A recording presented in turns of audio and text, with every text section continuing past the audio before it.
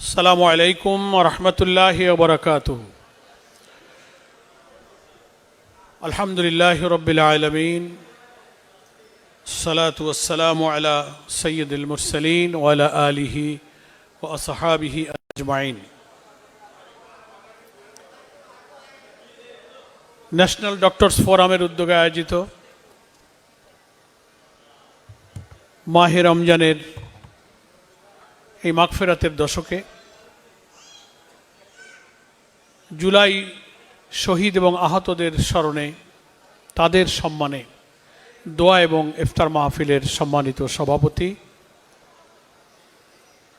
আজকের অনুষ্ঠানের যারা সবচেয়ে বেশি সম্মানীয়, যারা আমাদের গর্ব এবং মর্যাদার স্থানে আসেন, সেই জুলাই শহীদদের পরিবারের সম্মানিত সদস্যবৃন্দ,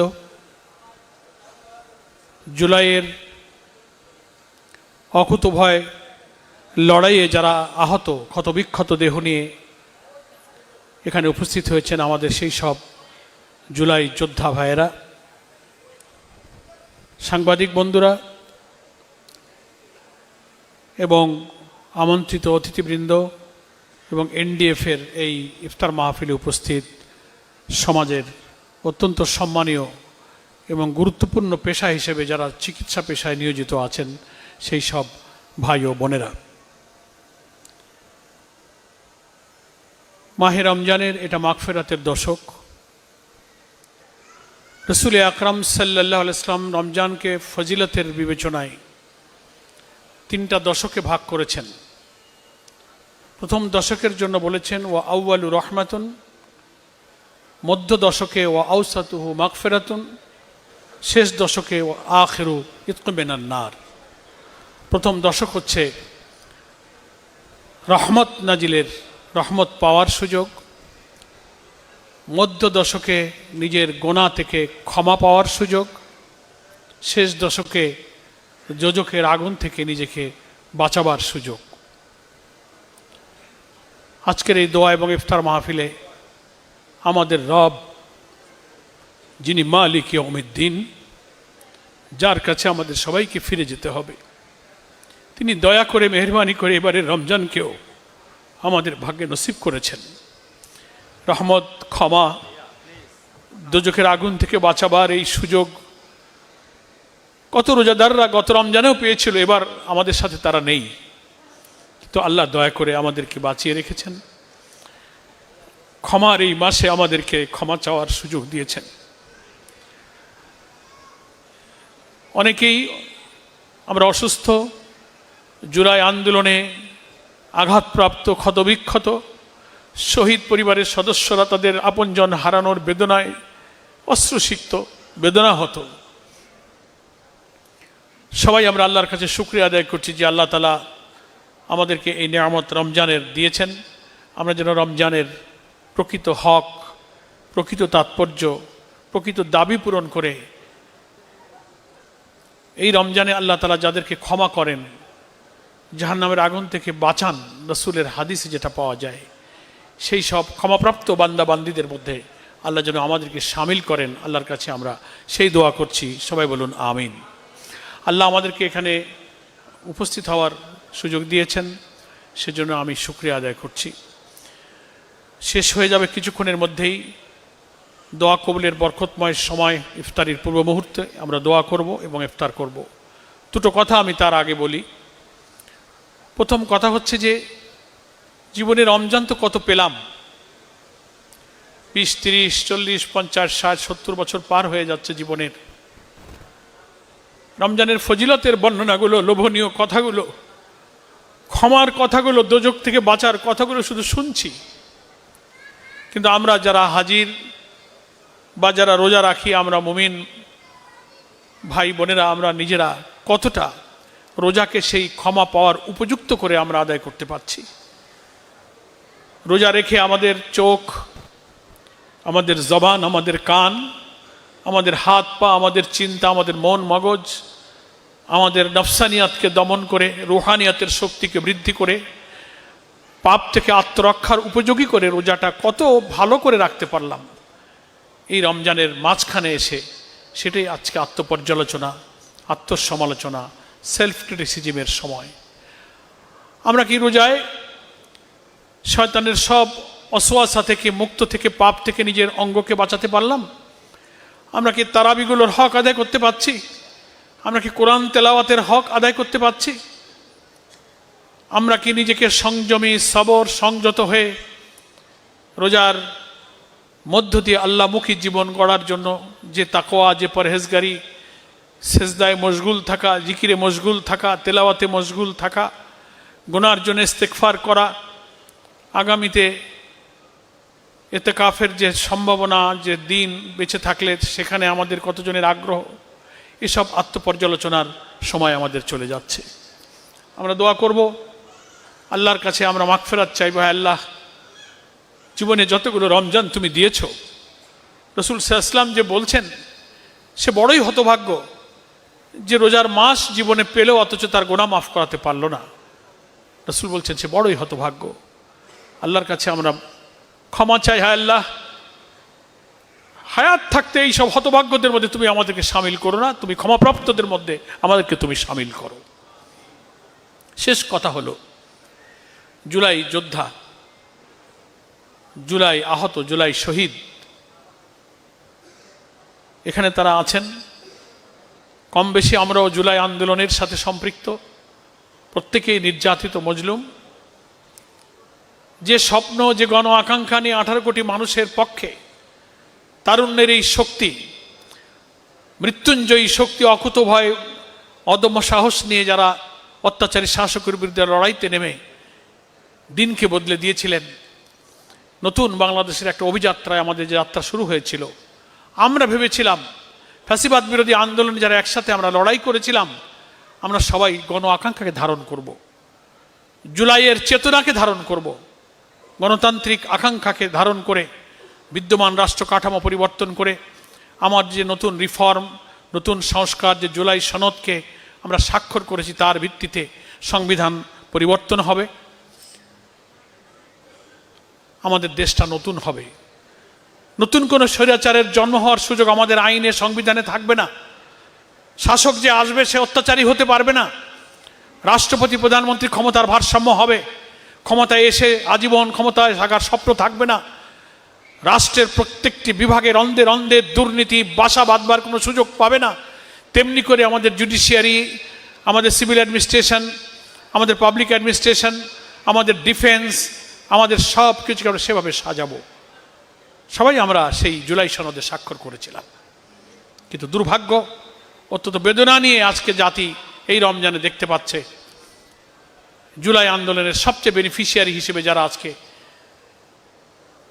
ইলেকশন ইঞ্জিনিয়ারিং এর মধ্য দিয়ে যারা ক্ষমতার মসনদে বসলেন, কিভাবে জাতিকে বিস্মিত করে সেই জুলাই সনদকে অস্বীকার করে জুলাই সনদকে এড়িয়ে চলার মতো একটা সর্বনাশা পথে তারা যাত্রা শুরু করেছেন।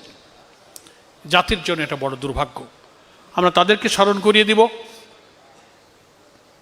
শিক্ষা নিন 5ই আগস্ট থেকে।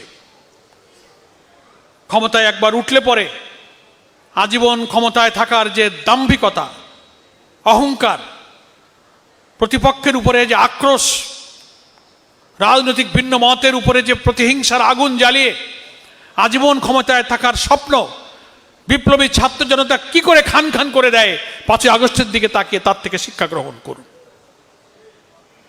এখনো ফিরে আসার সময় আছে। জুলাই সনদে আমরা যারা স্বাক্ষর করেছিলাম জাতীয় সংসদের দক্ষিণ প্লাজায়, সেখানে আপনারাও ছিলেন। যে অঙ্গীকারে আমরা স্বাক্ষর করি সেখানে এটা পরিষ্কার বলা আছে, 84টি ঐক্যমতের প্রত্যেকটি বিষয়ে যা যা আমরা মেনে নিয়েছি তার সব কিছু জুলাই সনদ আমরা সবাই মেনে নিব। শেষে সংবিধান সংস্কার আদেশ হলো, সেটা গণভোটে চলে গেল। কোটি কোটি মানুষ হা ভোট দিয়ে হাকে জয়যুক্ত করে জুলাই সনদের আইনি ভিত্তি দিল। এখন বাকি হলো পার্লামেন্টে একটা সংবিধান সংস্কার পরিষদ আর একটা নর্মাল মেম্বার অফ পার্লামেন্ট হিসেবে জেনারেল অ্যাসেম্বলিতে 2টা শপথ নিয়ে প্রথম সেশনে সংবিধান সংস্কার আদেশ অনুযায়ী সংবিধান সংস্কার পরিষদের যারা সদস্য শপথ নেবেন এবং এটাকে তারা আইনি ভিত্তি দিয়ে অনুমোদন করবেন, তাদের ফাংশন শেষ। দ্বিতীয় পর্বে তারা মেম্বার অফ পার্লামেন্ট হিসেবে, সাধারণ সংসদ সদস্য হিসেবে 5 বছর ন্যাশনাল অ্যাসেম্বলিতে দায়িত্ব পালন করবেন। হঠাৎ করে তারা বললেন না আমরা শপথ গ্রহণ করব না, শপথ সংবিধানে নাই। আজব ব্যাপার। আপনারা যে জুলাই সনদে স্বাক্ষর করেছেন ওই সনদের মধ্যেই সংবিধান সংস্কার পরিষদের শপথনামা আছে, আপনি সেটা শপথ নিতে বাধ্য।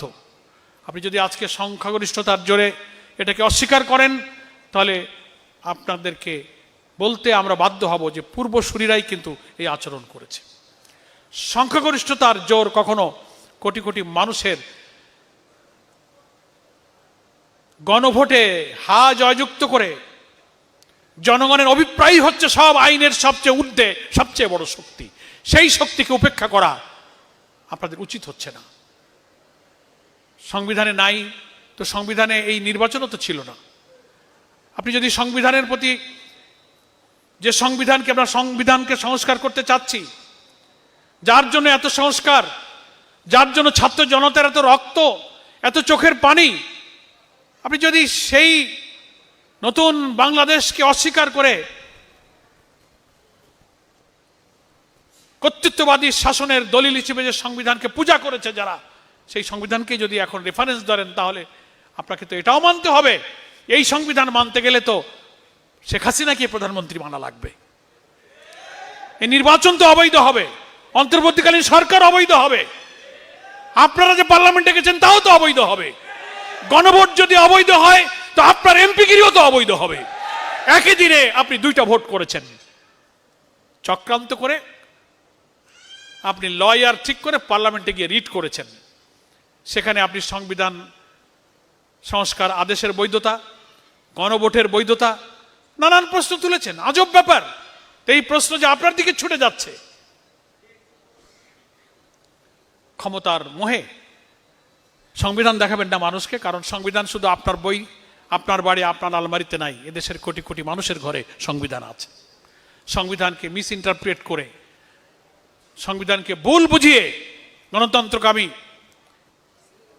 এক সাগর রক্তের বিনিময়ে মুক্তির আকাঙ্ক্ষায় যে জনগণ পাগল হয়ে গেল, শিশু থেকে বৃদ্ধ পর্যন্ত, ছাত্র, শিক্ষক, বুদ্ধিজীবী, পথচারী, হকার্স, দিনমজুর রাস্তায় নেমে জনগণের একটা শান্তি, সমৃদ্ধ, ইনসাফ, মানবিক বাংলাদেশের জন্য রক্ত দিল।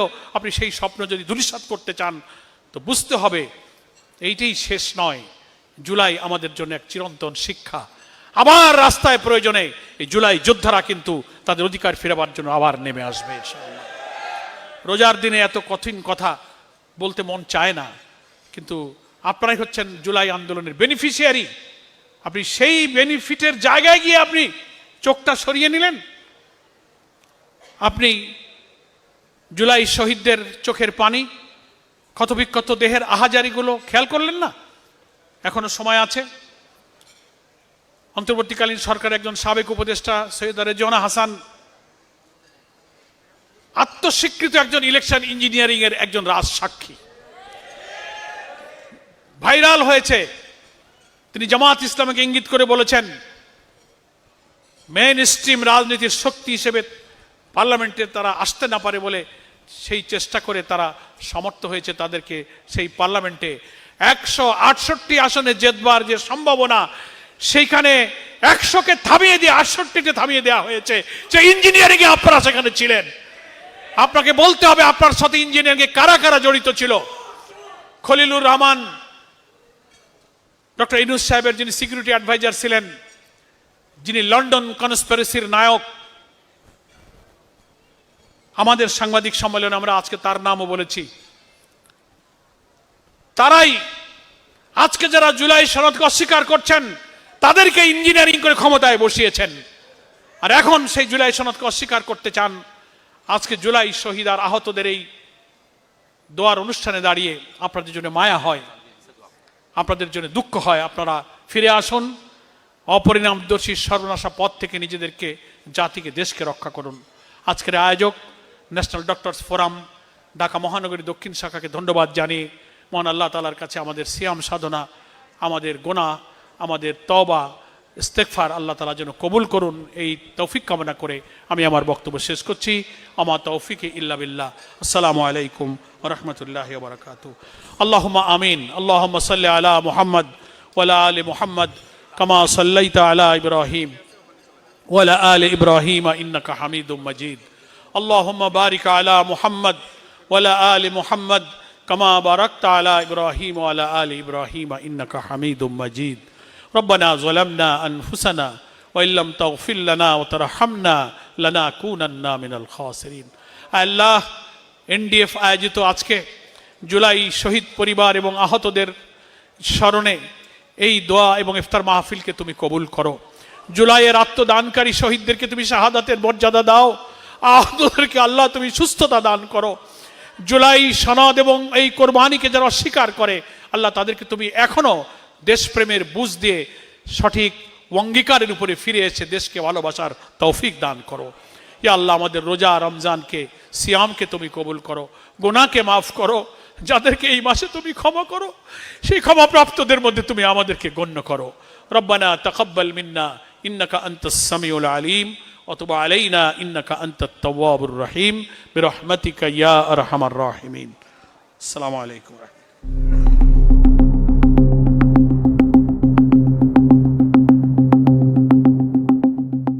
দিনাজপুর টিভি মানুষের জীবনের কথা বলে।